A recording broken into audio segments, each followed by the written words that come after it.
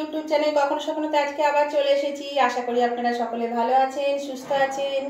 আমার রেসিপি ঝুলি থেকে আজকে আমি একটা নতুন ধরনের রেসিপি, নতুন না সরি, এটা আপনারা সবাই খান, সবাই জানেন, সবাই রান্না করেন, সবাই খেতে কিন্তু খুবই ভালোবাসেন। তো আমিও একটা সেই জিনিসই করে দেখাচ্ছি। তো এখানে এটা আছে কচুর শাক, মানে ওই লাল ডাটা যে কচুগুলো হয়, লাল লাল ডাটাওয়ালা, সেই কচুর শাকটা ডাটাগুলো আমি এখানে ছাড়িয়ে, ভালো করে ছাড়িয়ে ধুয়ে আমি এটা সেদ্ধ করে নিয়েছি। আমি কিন্তু সেদ্ধ করেই রান্না করি। দেখুন দুটো সিটি দিয়ে দিয়েছি, বেশ সুন্দর সেদ্ধ হয়ে গেছে। আর এখানে আছে ছোলাটাকে আমি একটু নুন দিয়ে সেদ্ধ করে নিয়েছিলাম। আর এখানে আছে ইলিশ মাছের মাথাটা আমি ভেজে রেখেছি, কারণ 2-3 দিন হয়ে গেল আমার মাছটা হয়েছিল। তো কচুর শাক আমি সঙ্গে সঙ্গে করি না, পেলে পরে ওটাকে আমি রেখে দিই 2-3 দিন শুকায়, তারপরে করি। সেই জন্যে মাথাটা আমি ভেজে রেখে দিয়েছিলাম। ইলিশ মাছের 2টো মাথা আছে, ভেজে রেখে দিয়েছি। আর এখানে দেখুন, এটা রান্না করতে যা যা মশলা লাগবে সেটা হচ্ছে, এখানে আছে হলুদ, এখানে নুন, ফোড়নের জন্য 2টো তেজপাতা, 2টো শুকনো লঙ্কা, একটু 5 ফোড়ন 1/2 চামচ, এখানে কাঁচা লঙ্কা বাটা ঝাল অনুযায়ী, এখানে 1 চামচ আদা বাটা, এখানে 1 চামচ জিরে গুঁড়ো, 1 চামচ ধনে গুঁড়ো, এখানে 2 চামচ পেঁয়াজ বাটা, 1 চামচ রসুন বাটা, 2টো বড় কাঁচা লঙ্কাকে চিড়ে নিয়েছি, আর এখানে 2 চামচ চিনি নিয়েছি। তো প্রথমেই আমি ফোড়নটা তেলে দিয়ে দিচ্ছি। দেখুন আমি কড়াতে তেল দিয়ে দিয়েছি, তেল গরম হয়ে গেছে, ধোয়া উঠছে।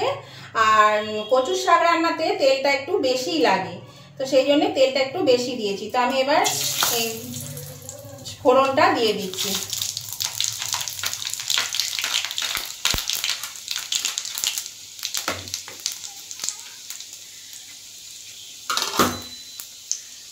ফোড়নটা দিয়ে একটু নেড়ে দিলাম। এবার আমি এর মধ্যে আদা বাটাটা দিয়ে দিলাম, পেঁয়াজ বাটা দিয়ে দিলাম, লঙ্কা বাটা দিয়ে দিলাম,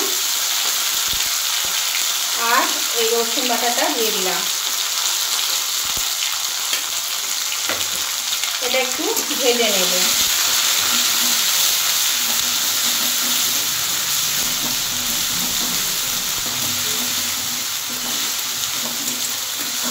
মশলাটা একটু কষিয়ে নেব আগে প্রথমে, এই আদা পেঁয়াজ রসুনটা। এই কচুর শাক রান্নাটা দারুণ খেতে লাগে, সবারই খুব পছন্দ, সবাই ভালোবাসেন খেতে, সবাই করেন, এক একজন এক রকমভাবে করেন। তো আমি কিভাবে করছি সেটাই আমি আজকে আপনাদের সঙ্গে শেয়ার করছি। আর এটা তো ইলিশ মাছের মাথা দিয়ে তো দারুণ টেস্ট হয়, দারুণ ভালো লাগে। তারপরে আপনার অনেক কিছু দিয়ে এটা করা যায়। তো আজকে আমি ইলিশ মাছের মাথা দিয়ে করে দেখাচ্ছি।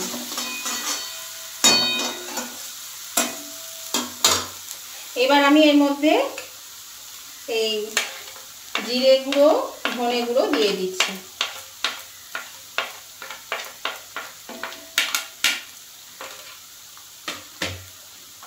এবার আমি আঁচটা একটু বাড়িয়ে দিলাম।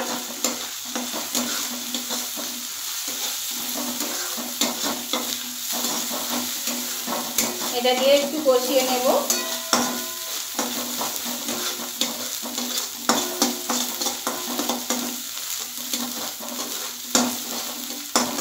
এবার আমি শাকটা দিয়ে দিচ্ছি।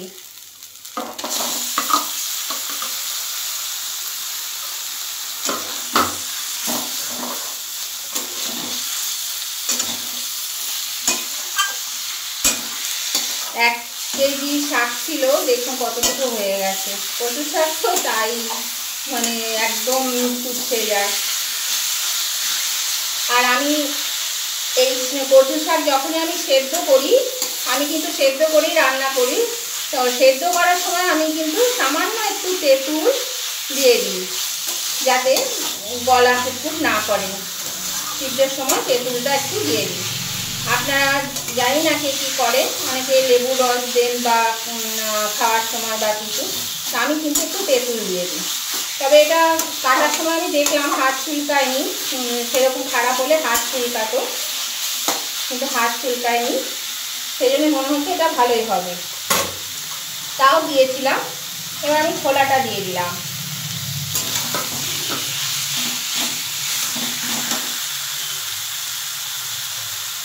এবার আমি হলুদ দিয়ে দিচ্ছি, নুনটাও দিয়ে দিচ্ছি। আর এখানে দেখুন চিনি আর লঙ্কা এটাও আমি দিয়ে দিচ্ছি।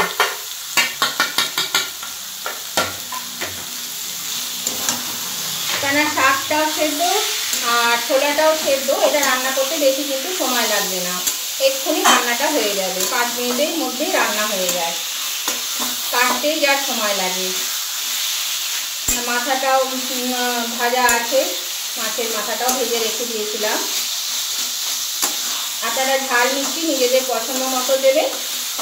আর নতুন বন্ধু যারা এখনও আমার চ্যানেলটা সাবস্ক্রাইব করেনি অথচ আমার রান্নাগুলো আপনারা রেগুলার দেখেন, তারা কিন্তু অবশ্যই আমার চ্যানেলটা সাবস্ক্রাইব করে আমার পাশে থাকুন, আমার পরিবারের একজন সদস্য হয়ে যান, আমার বন্ধু হয়ে যান। তাহলে আমি যখনই আমার ভিডিও আপলোড করব, পাশে থাকার বেলটাকে অবশ্যই ক্লিক করে রাখবেন, তাহলে সাথে সাথে নোটিফিকেশান আপনাদের মোবাইলে পৌঁছে যাবে, আপনারা সবার আগে আমার ভিডিও দেখতে পাবেন।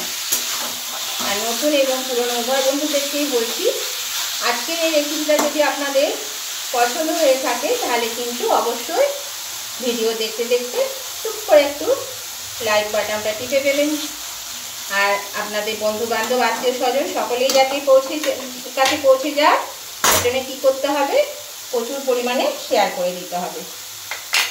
আর কেমন লাগলো আজকের এই রেসিপিটা আপনাদের, সেটা জানাতে কমেন্ট করতে কিন্তু একদম ভুলবেন না, অবশ্যই কমেন্ট করে জানিয়ে দেবেন কেমন লেগেছে।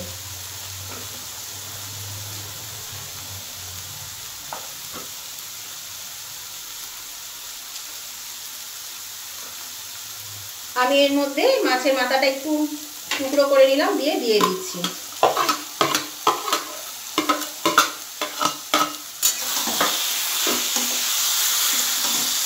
মাছের মাথা দিয়ে ভালো করে এবার আমি এটা কষিয়ে নেব। এর মধ্যে কিন্তু আর জল দেওয়ার কোনো প্রয়োজনই নেই, কারণ সেদ্ধ হয়ে আছে, তাছাড়া কচুর শাকটা নরম আছে, এতেই সেদ্ধ হয়ে যাবে। তাহলে চলুন এটা একটু ভালো করে এবার কষিয়ে নিচ্ছি।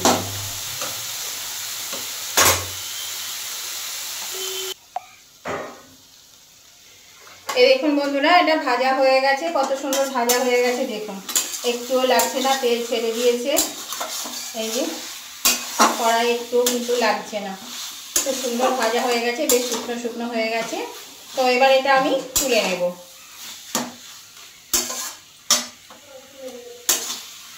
এটাকে আমি এবার তুলে নেব। কত সহজে কত তাড়াতাড়ি দেখুন এটা রান্নাটা হয়ে গেল। আপনারাও এইভাবে করবেন, দেখবেন ভালো লাগে খেতে সেদ্ধ করে। এটা কিন্তু কোনো টেস্টে কোনো হেরফের হয় না। এটা আমি তুলে নিচ্ছি, গ্যাসটা অফ করে দিলাম। বন্ধুরা আমি নামিয়ে নিয়েছি, এটা হয়ে গেছে। আর এটা তো খেতে খুবই সুস্বাদু হয়েছে, দারুণ খেতে হয়েছে। আর এভাবে আপনারা করে খেয়ে দেখবেন। আর নতুন বন্ধু যারা এখনও চ্যানেলটা সাবস্ক্রাইব করেনি অবশ্যই কিন্তু চ্যানেলটা সাবস্ক্রাইব করে আমার পাশে থাকুন, আমার পরিবারের একজন সদস্য হয়ে যান। আর পাশে থাকা বেলটা অবশ্যই কিন্তু ক্লিক করে রাখবেন, তাহলে আমার ভিডিও আপলোড করার সাথে সাথে নোটিফিকেশান পৌঁছে যাবে আপনাদের মোবাইলে, সবার আগে আপনারা আমার রেসিপিগুলো দেখতে পারবেন। আর উভয় বন্ধুদেরকেই বলছি, আজকে রেসিপিটা আপনাদের ভালো লেগে থাকলে, পছন্দ হয়ে থাকলে অবশ্যই লাইক শেয়ার কমেন্ট করে দেবেন। লাইক শেয়ার কমেন্ট করতে একদম ভুলবেন না।